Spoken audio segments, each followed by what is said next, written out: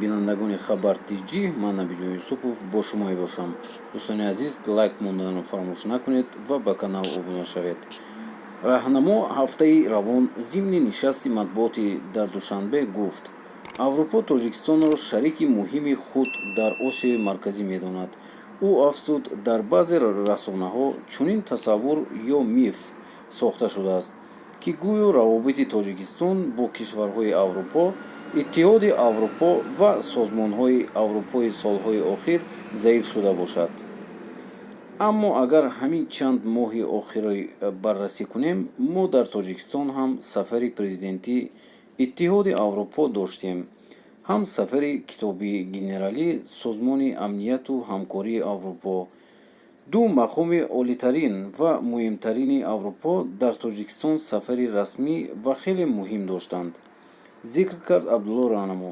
ӯ афзуд, ки дар тӯли ин сафарҳо роҳбарони Аврупои қатъиян изҳор карданд, ки ҷумҳурии Тоҷикистон шарики муҳими худ медонанд ва ҳамин анҷом шудани сафари расмии роҳбарони Аврупоӣ ба Тоҷикистон як аломати эътирофи мавқеъ ба аҳамияти кишвар дар ин минтақа аст.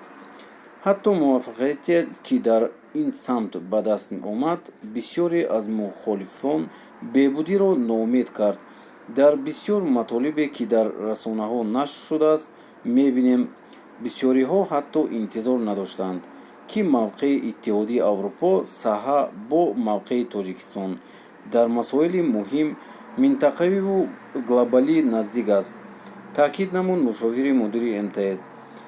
Абдулло Раҳнамо ҳамчунин иттилоъ дод, бар хилофи интизориҳое, ки дар ин доираҳои матбуотӣ мерафт, масалан, ҳоло даъвати расмии президент Фаронса барои сафари расмии президенти Тоҷикистон ба Фаронса вуҷуд дорад. ӯ таъкид намуд, ки ин даъват аз тарафи мақомоти расмӣ эълон шуд.